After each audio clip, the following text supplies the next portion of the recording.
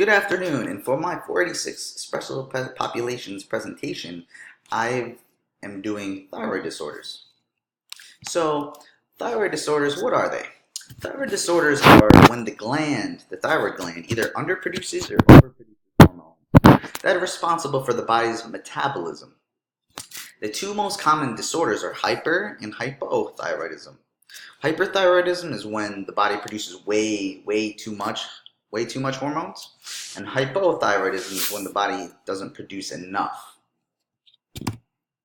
Now, how does the thyroid work? The thyroid works on an axis with other glands in the body. So it's regulated by the pituitary gland, in which the pituitary gland is regulated by the hypothalamus.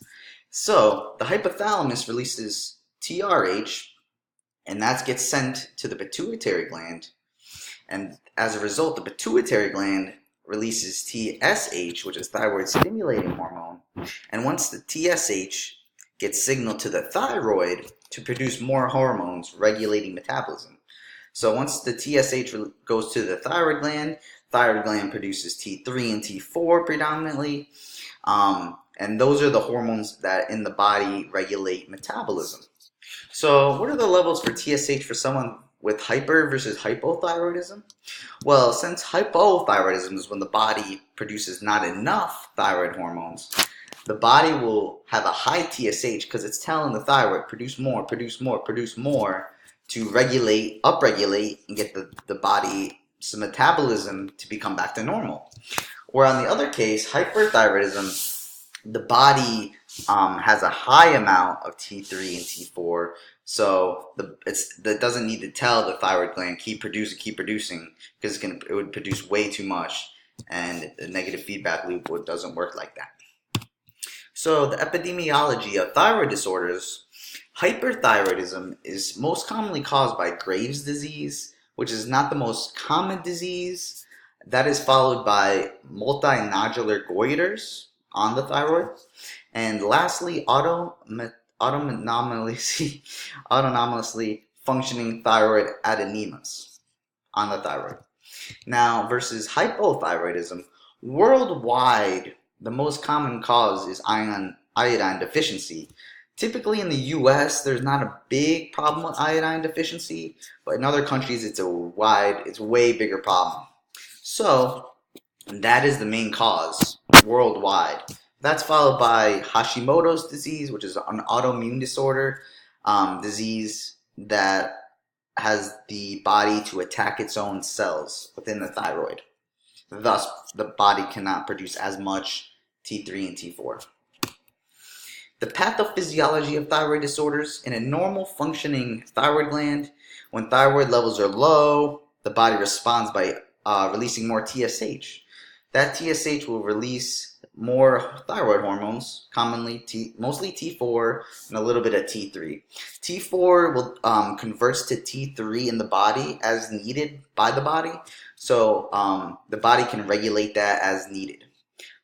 But in hyperthyroidism, the thyroid is just producing way too much hormone, which causes the metabolism just to be abnormally high, and that can cause other problems in the body. Versus hypothyroidism, if iodine deficiency is the cause, the thyroid gland will not be able to produce a significant amount of hormone, which metabolism will be lowered because it cannot create what's T3 and T4 as needed by the body.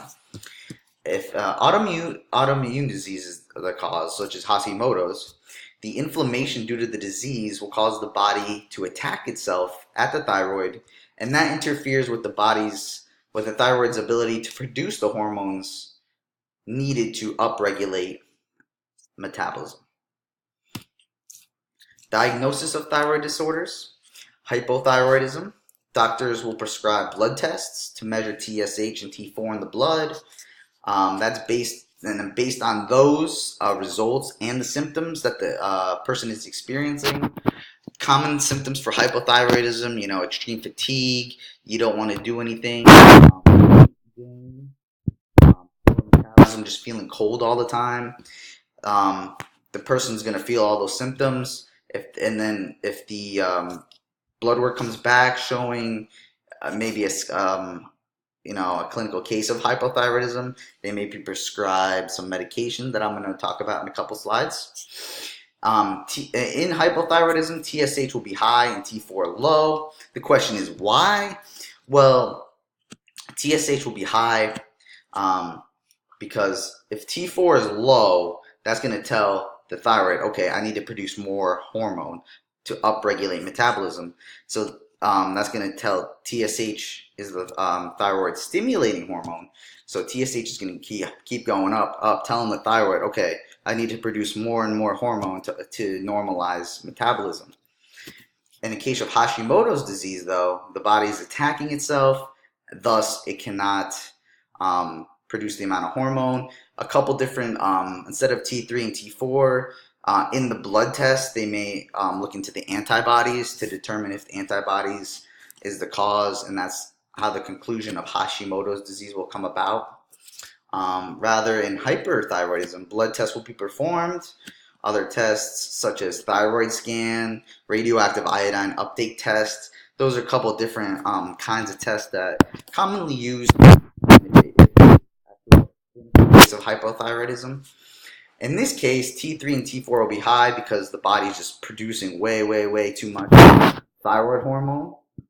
And TSH is going to be below normal. Why is that? Well, that's because if T3 and T4 are so high, TSH, which stimulates the thyroid to produce more hormone, doesn't need to be as high. So that's going to be lowered because there's already circulating T3 and T4 in the body.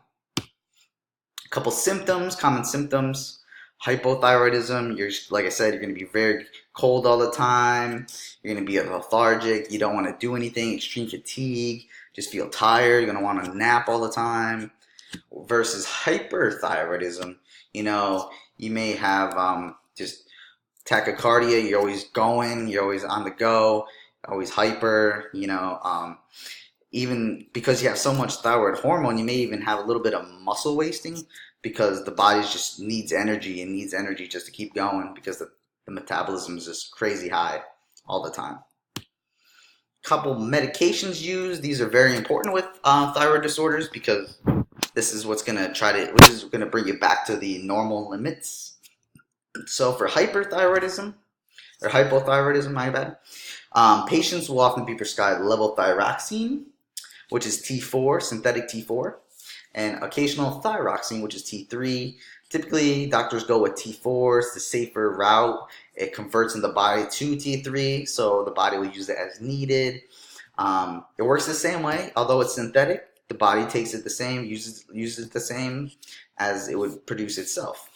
How long will you take it? Typically, it may be a lifetime deal with levothyroxine due to the fact that the body just cannot make itself its own T4, enough T4.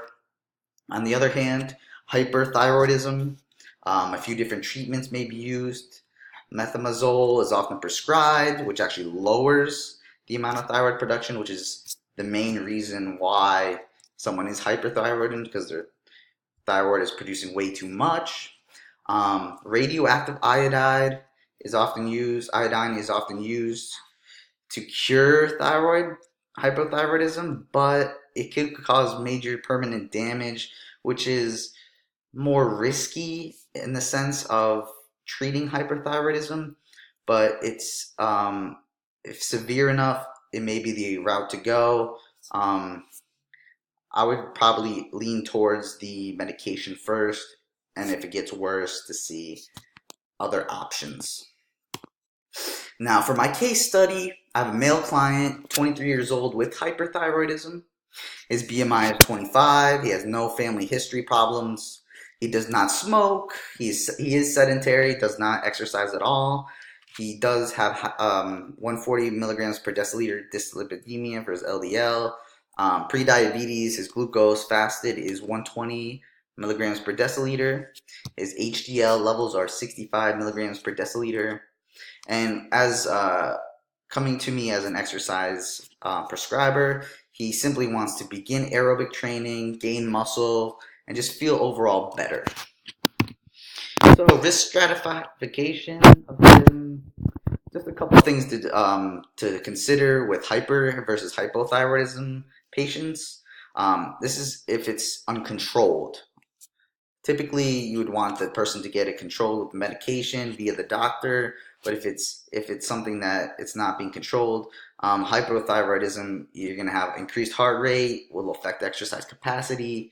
Body temperature is going to go way up, and a substantial increase of systolic blood pressure when exercising. Versus hypothyroidism, if it's uncontrolled, you're going to be extremely fatigued, you're going to lack motivation, you're not going to want to exercise, you're not going to want to go to the gym, you're going to have a decreased heart rate due to the fact that metabolism isn't as high. It's going to have a harder time burning calories, and you're going to be feeling colder more often than usual during exercise. Based on the information there, risk factors, he has 2 risk factors with no symptomatic known cardiac, pulmonary, or metabolic diseases. Due to based on those facts, he is at moderate risk during exercise. Okay. Now for exercise testing, what I would do for him, a VO2 max could be tested on both clients. Both clients, I mean, if this was someone who had hypothyroidism instead of hyperthyroidism, they could both be used. That data will help create the exercise prescription. Muscular strength and endurance, I would use 3RM testing, squat, bench, deadlift. Keep it simple, don't go too heavy. Pull-ups, push-ups to test is muscular endurance. Flexibility, just a couple common sit and reach tests, stuff like that, just to focus on a couple common areas with flexibility. Aerobic wise, frequency at least 5 times a week. That's for hypo and hyperthyroidism. Intensity, start at 50% of your maximal heart rate and go from there. Always start on the lower end. Time wise, for hypothyroidism, short bouts, aiming for 30 minutes. Hyperthyroidism, due to the increased metabolism, so high, start at 15 to 30 minutes a day. Types, both the same, basically walking, cycling, jogging, basic everyday kind of tasks. Resistance wise, frequency 2 to 4 times a week for hypothyroidism to try to burn a little bit more calories, versus hyperthyroidism 2 to 3 times a week. Intensity is the same for both, 40 to 80 of 1 rep max. And the type, I would still focus on major compound movements, utilizing large muscle groups to work the body maximally. Flexibility training wise, for both cases, it would be 2 to 3 days a week at least. Intensity, stretching to a slight discomfort, just like any other flexibility protocol. Time, 10 to 30 seconds, ballistic and static. And I would include ballistic, dynamic, static stretching, hitting basically all the major muscle tendon units within the body. Now, conclusion, a couple takeaway messages is to always get your blood work done. Blood work is so important. It can tell so much of the story that's internally that you don't know. If you're feeling a certain way, it could show you why you're having a certain problem or a certain characteristic. In this case, thyroid disorders, they'll look at the thyroid hormones, or if they're all out of whack, they can get you back to normal if you have symptoms. And then they're both controllable diseases. As long as we properly control the disease, hyper and hyperthyroidism, exercise should not be a problem. It can be enjoyed. They don't have to stress about it. But we need to get those just to make sure that it's controlled and they're having a doctor monitor their progress. And those are my references. Thank you.